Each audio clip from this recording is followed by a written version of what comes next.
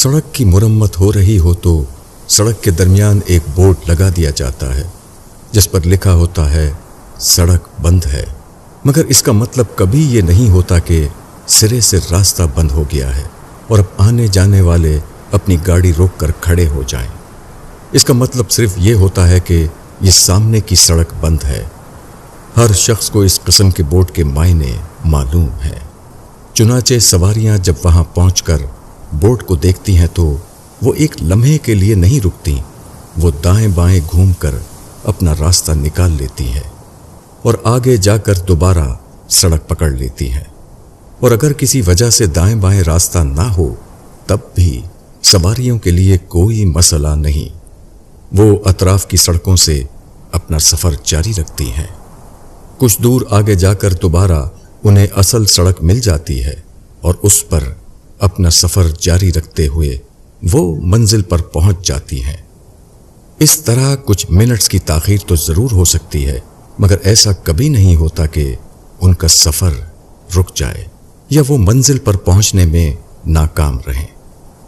یہی صورت زندگی کے سفر کی بھی ہے۔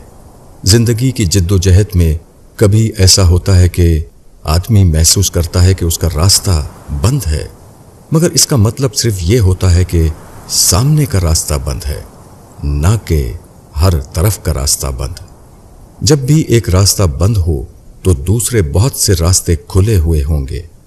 عقل مند شخص وہ ہے جو اپنے سامنے سڑک بند ہے کا بورڈ دیکھ کر رک نہ جائے، بلکہ دوسرے راستے تلاش کر کے اپنا سفر جاری رکھے۔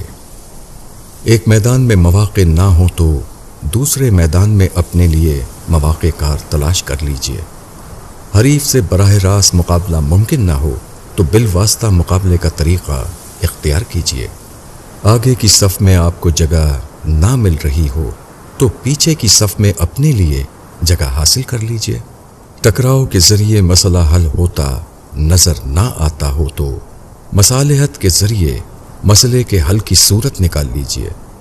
دوسروں کا ساتھ حاصل نہ ہو رہا ہو تو تنہا اپنے کام کا آغاز کر دیجئے۔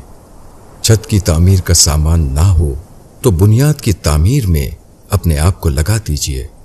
بندوں سے ملتا ہوا نظر نہ آتا ہو تو خدا سے پانے کی کوشش کیجئے۔